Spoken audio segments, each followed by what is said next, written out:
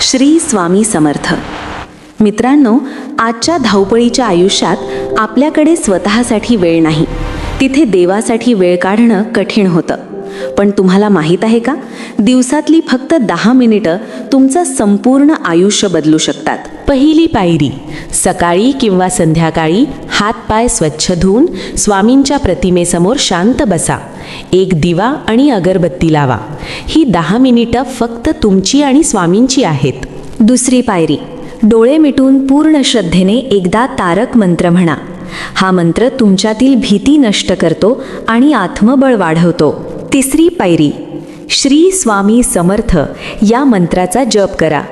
माळ असेल तर उत्तम, नसेल तर फक्त नामस्मरण करा.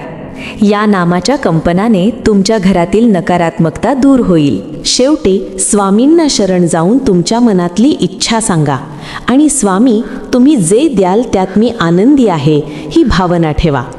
तुमची ही 10 मिनिटांची सेवा स्वामींपर्यंत नक्की पोहोचते. लक्षात ठेवा, सेवा छोटी असो वा मोठी, स्वामींना फक्त तुमचा भाव हवा असतो. आजपासूनच ही 10 मिनिटांची सेवा सुरू करा.